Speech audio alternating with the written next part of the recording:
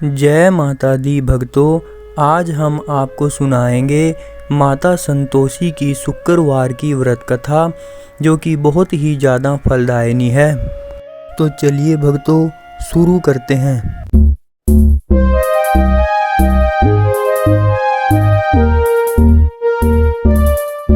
किसी नगर में एक बुढ़िया रहती थी।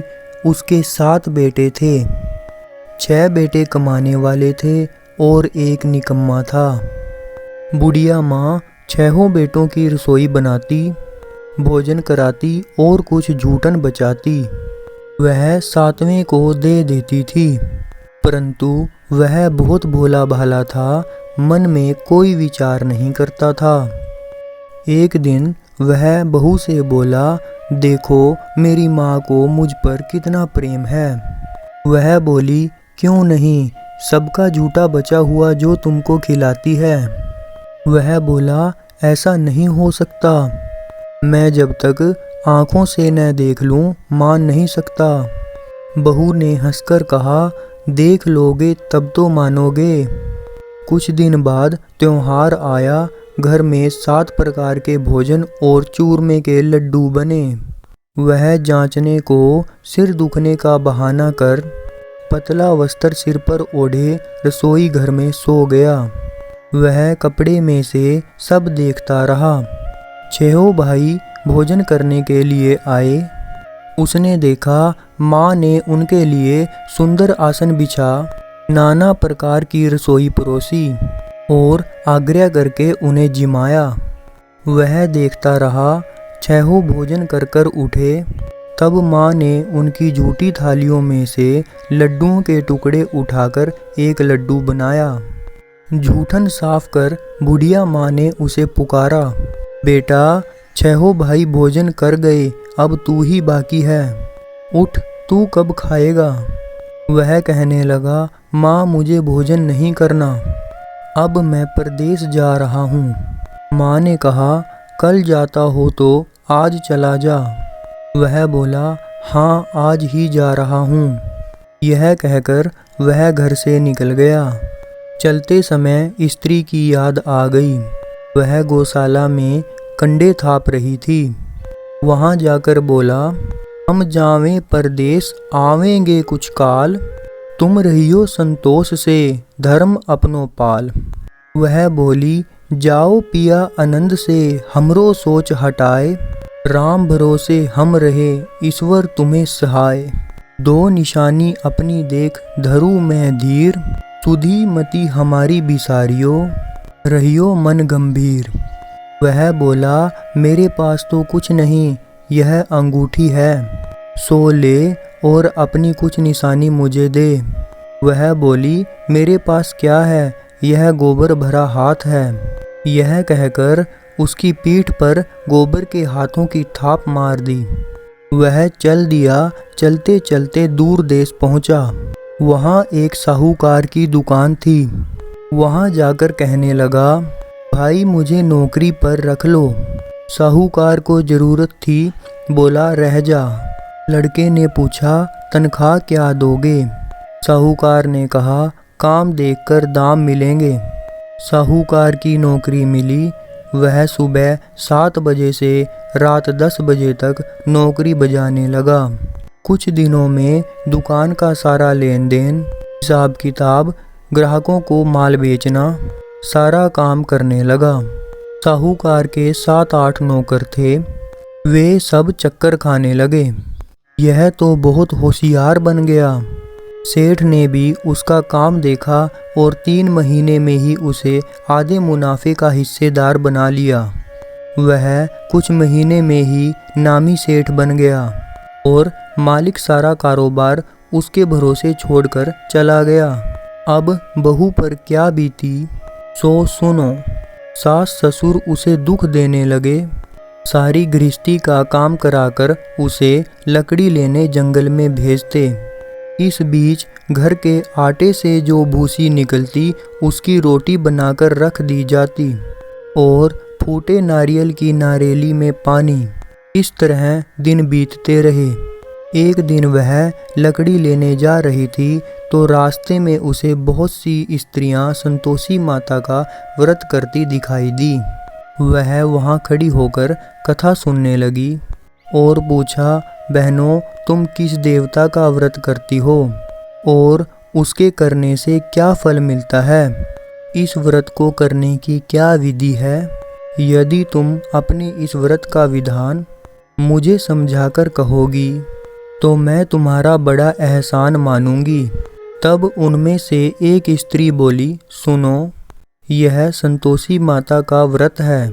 इसके करने से निर्धनता, दरिद्रता का नाश होता है, लक्ष्मी आती है, मन की चिंताएं दूर होती हैं, घर में सुख होने से मन को प्रसन्नता और शांति मिलती है, निपुति को पुत्र मिलता है और प्रीतम बाहर गया होवे तो शीघ्र घर आवे, कुंवारी कन्या को मनपसंद वर मिले, राजद्वारे में बहुत दिन से मुकदमा चल रहा हो तो खत्म हो जावे, कलह क्लेश की निवृत्ति हो, सुख शांति हो जावे, घर में धन जमा हो, पैसा जायदाद का लाभ हो, रोग दूर हो जावे और मन में जो कामना हो वो संतोषी माता की कृपा से पूरी हो जावे, इसमें कोई संदेह नहीं। वह पूछने लगी, यह व्रत कैसे किया जाए, यह भी बताओ तो बड़ी कृपा होगी। वह कहने लगी, 1.25 आने का गुड़ चना लेना, इच्छा हो तो 5.25 आने का लेना या 1.25 रुपये का भी सहूलियत के अनुसार लेवें। बिना परेशानी और श्रद्धा व प्रेम से जितना भी बन पड़े स्वाया लेना। प्रत्येक शुक्रवार को निराहार रहकर कथा सुनना। इसके बीच क्रम टूटे नहीं, लगातार नियम पालन करना। सुनने वाला कोई न मिले तो घी का दीपक जला उसके आगे या जल के पात्र को सामने रखकर कथा कहना, परंतु नियम न टूटे। जब कार्य सिद्ध न हो तब नियम का पालन करना और कार्य सिद्ध हो जाने पर व्रत का उद्यापन करना। 3 मास में माता फल पूरा करती है। यदि किसी के ग्रह खोटे भी हों तब भी वर्ष भर में माता सभी कार्य सिद्ध करती है। फल सिद्धि होने पर उद्यापन करना चाहिए, बीच में नहीं। उद्यापन में 2.5 सेर आटे का खाजा तथा इसी परिमाण में चने तथा खीर का साग करना। 8 लड़कों को भोजन कराना। जहाँ तक मिलें देवर जेठ भाई बंधु के हों, न मिलें तो रिश्तेदारों और आस पड़ोसियों को बुलाना, उन्हें भोजन करा, यथाशक्ति दक्षिणा दे, माता का नियम पूरा करना। उस दिन घर में खटियाई न खाएं। यह सुन बुढ़िया के लड़के की बहू चल दी, रास्ते में लकड़ी के बोझ को बेच दिया और उन पैसों से गुड़ चना ले माता के व्रत की तैयारी कर आगे चली और सामने मंदिर देखकर पूछने लगी, यह मंदिर किसका है? सब कहने लगे, संतोषी माता का मंदिर है। यह सुनकर माता के मंदिर में जाकर चरणों में लौटने लगी और विनती करने लगी, माँ मैं निपट अज्ञानी हूँ, व्रत के कुछ भी नियम नहीं जानती, मैं दुखी हूँ। हे माता जगत जननी मेरा दुख दूर कर, मैं तेरी शरण में आई हूँ। माता को दया आई। एक शुक्रवार बीता तो दूसरे को उसके पति का पत्र आया और तीसरे शुक्रवार को उसका भेजा हुआ पैसा आ पहुँचा।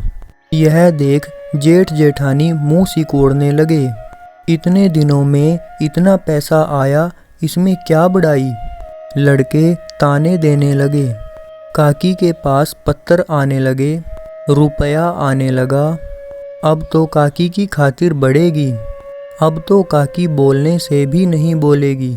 बेचारी सरलता से कहती, भैया कागज आवे रुपया आवे हम सबके लिए अच्छा है।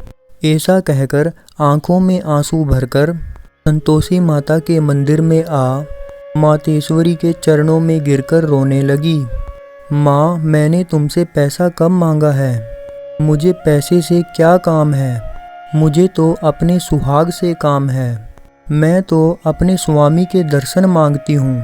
तब माता ने प्रसन्न होकर कहा, जा बेटी, तेरा स्वामी आवेगा। यह सुनकर खुशी से बावली होकर घर जाकर काम करने लगी। अब संतोषी माँ विचार करने लगी, इस भोली पुत्री को मैंने कह तो दिया तेरा पति आवेगा, कैसे? वह तो इसे स्वप्न में भी याद नहीं करता। उसे याद दिलाने के लिए मुझे ही जाना पड़ेगा। इस तरह माताजी उस बुढ़िया के बेटे के पास जा स्वप्न में प्रकट होकर कहने लगी, साहूकार के बेटे सो रहा है या जागता है? वह कहने लगा, माता, सोता भी नहीं हूँ और जागता भी नहीं हूँ, कहो क्या आज्ञा है? माँ कहने लगी, तेरा घर बार कुछ है कि नहीं? वह बोला, मेरे पास सब कुछ है, माँ बाप है, बहू है, क्या कमी है? माँ बोली, भोले पुत्र, तेरी बहू घोर कष्ट उठा रही है, तेरे माँ बाप उसे त्रास दे रहे हैं, वह तेरे लिए तरस रही है, तू उसकी सुध ले। वह बोला, हाँ माताजी, यह तो मालूम है, परंतु जाऊं तो कैसे? परदेश की बात है, लेन देन का कोई हिसाब नहीं, कोई जाने का रास्ता नहीं आता, कैसे चला जाऊं? माँ कहने लगी, मेरी बात मान, सवेरे नहा धोकर संतोषी माता का नाम ले, घी का दीपक जला, दंडवत हो दुकान पर जा बैठ, देखते देखते सारा लेन देन चुक जाएगा, जमा का माल बिक जाएगा, सांझ होते होते धन का ढेर लग जाएगा। अब सवेरे उठ भाई बंधुओं से सपने की सारी बात कहता है। वे सब उसकी अनसुनी कर दिल लगी उड़ाने लगे। कभी सपने भी सच होते हैं। एक बूढ़ा बोला, देख भाई, मेरी बात मान, इस प्रकार झूठ साँच करने के बदले देवता ने जैसा कहा है वैसा करने में तेरा क्या जाता है? अब बूढ़े की बात मानकर वह सुबह नहा धोकर दंडवत हो देवी माता को घी का दीपक जलाकर दुकान पर जा बैठता है। थोड़ी देर में क्या देखता है कि देने वाले रुपया लाने लगे। कोठे से भरे सामान के खरीदार नगद दाम दे सौदा करने लगे। शाम तक धन का भारी ढेर लग गया। मन में माता का नाम ले चमत्कार देख प्रसन्न हो घर ले जाने के वास्ते गहना कपड़ा सामान खरीदने लगा। यहाँ काम से निपट तुरंत घर को रवाना हुआ। वह बेचारी जंगल में लकड़ी लेने जाती है। लौटते वक्त माता जी के मंदिर में विश्राम करती है। वह तो उसके प्रतिदिन रुकने का जो स्थान ठहरा। धूल उड़ती देख वह माता से पूछती है, हे माता, यह धूल कैसे उड़ रही है? माता कहती है, हे पुत्री, तेरा पति आ रहा है। अब तू ऐसा कर, लकड़ियों के 3 बोझ बना ले, एक नदी के किनारे रख, दूसरा मेरे मंदिर पर और तीसरा अपने सिर पर रख। तेरे पति को लकड़ियों का गट्ठर देख मोह पैदा होगा, वह यहाँ रुकेगा, नाश्ता पानी कर कर अपनी माँ से मिलने जाएगा। अब तू लकड़ियों का बोझ उठाकर जाना और चौक में गट्ठर डालकर जोर से आवाज़ लगाना, लो सासू जी, लकड़ियों का गट्ठर लो, भूसी की रोटी दो, नारियल के खेपड़े में पानी दो, आज मेहमान कौन आया है? बहुत अच्छा। माता जी से कहकर वह प्रसन्न मन से लकड़ियों के 3 गट्ठर ले आई। एक नदी के किनारे पर, एक माता जी के मंदिर पर रखा। इतने में मुसाफिर आ पहुंचा। सूखी लकड़ी देख उसकी इच्छा हुई कि हम यहीं पर विश्राम करें और भोजन बनाकर खा पीकर गांव जाएं। इसी तरह रुक कर भोजन बना, विश्राम करके गांव को गया। सबसे प्रेम से मिला। उसी समय सिर पर लकड़ियों का गट्ठर लिए वह उतावली सी आती है। लकड़ियों का भारी बोझ आंगन में डाल जोर से 3 आवाज़ देती है, लो सासू जी, लकड़ियों का गट्ठर लो, भूसी की रोटी दो आज मेहमान कौन आया है? यह सुनकर उसकी सासू माँ बाहर आकर अपने दिए हुए कष्टों को भुलाने के लिए कहती है, बहू ऐसा क्यों कहती है? तेरा मालिक ही तो आया है। आ बैठ, मीठा भात खा, भोजन कर, कपड़े गहने पहन। उसकी आवाज़ सुन उसका पति बाहर आता है। अंगूठी देख व्याकुल हो जाता है। माँ से पूछता है, माँ यह कौन है? माँ कहती है, बेटा यह तेरी बहू है। आज 12 वर्ष हो गए जब से तू गया है, तब से सारे गांव में जानवर की तरह भटकती फिरती है। घर का काम काज कुछ करती नहीं, 4 पहर आकर खा जाती है। अब तुझे देख भूसी की रोटी और नारियल के खोपड़े में पानी मांगती है। वह लज्जित हो बोला, ठीक है माँ, मैंने इसे भी देखा और तुम्हें भी देखा है। अब दूसरे घर की ताली दो, उसमें रहूँगा। अब माँ बोली, ठीक है बेटा, जैसी तेरी मर्जी हो सो कर। यह कह ताली का गुच्छा पटक दिया। उसने ताली लेकर दूसरे मकान की तीसरी मंजिल का कमरा खोला, सारा सामान जमाया। एक दिन में राजा के महल जैसा ठाठ बाट बन गया। अब क्या था, भू सुख भोगने लगी। इतने में शुक्रवार आया। उसने अपने पति से कहा, मुझे संतोषी माता के व्रत का उद्यापन करना है। उसका पति बोला, अच्छा, खुशी से कर लो। वह उद्यापन की तैयारी करने लगी। जेठानी के लड़के को भोजन के लिए कहने को गई। उन्होंने मंजूर किया, परंतु पीछे से अपने बच्चों को सिखाया, देखो रे, भोजन के समय सब लोग खटाई मांगना, जिससे उसका उद्यापन पूरा न हो। लड़के जीमने आए, खीर खाना, पेट भर खाया, परंतु बाद में खाते ही कहने लगे, हमको खटाई दो, खीर खाना हमको नहीं भाता, देखकर आरुचि होती है। वह कहने लगी, भाई खटाई किसी को नहीं दी जाएगी, यह तो संतोषी माता का प्रसाद है। लड़के उठ खड़े हुए और बोले, पैसे लाओ।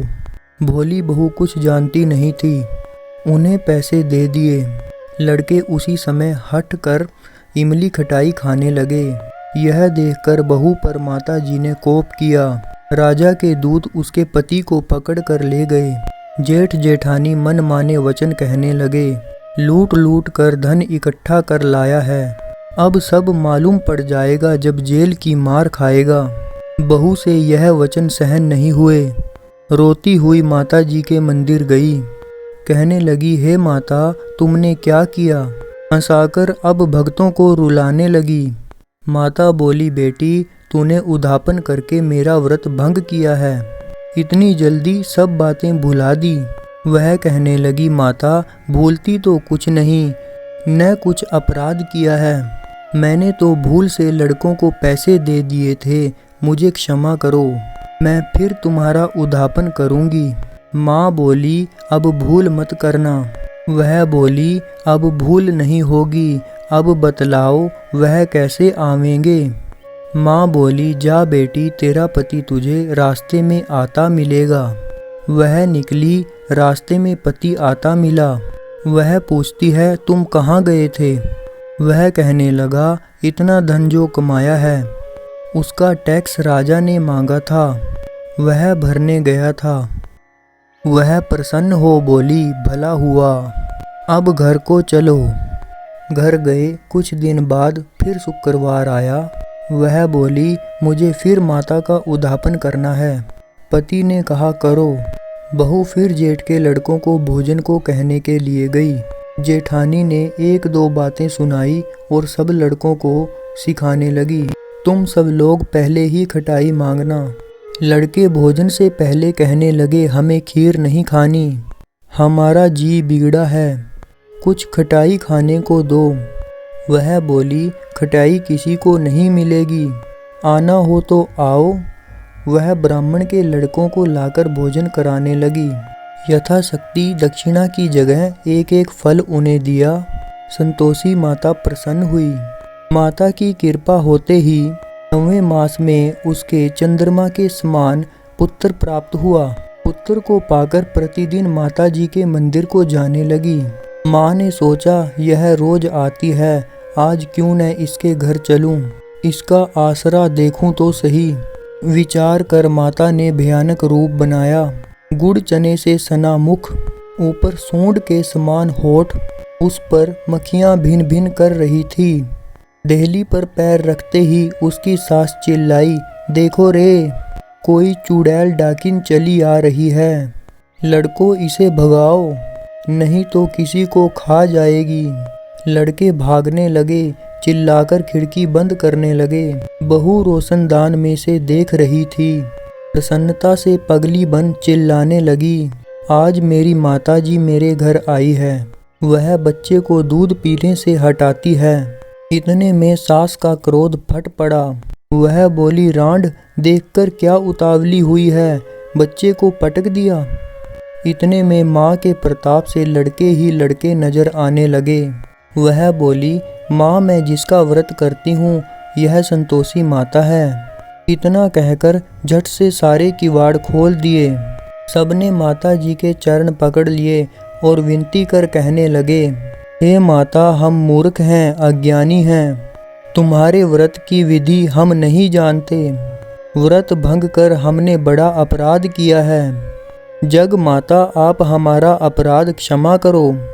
इस प्रकार माता प्रसन्न हुई, बहू को प्रसन्न हो जैसा फल दिया वैसा सबको दे, जो इस कथा का स्मरण करे उसका मनोरथ पूर्ण हो। बोलो संतोषी माता की जय। तो भक्तों, कैसी लगी आज आपको माँ संतोषी की व्रत कथा और उसका महत्व? तो प्लीज़ लाइक, शेयर और कमेंट करके ज़रूर बताना। और हाँ भक्तों, चैनल को सब्सक्राइब करना ना भूलना मेरी आने वाली कहानियों और कथाओं का स्मरण करने के लिए। जय माता दी, जय संतोषी माँ।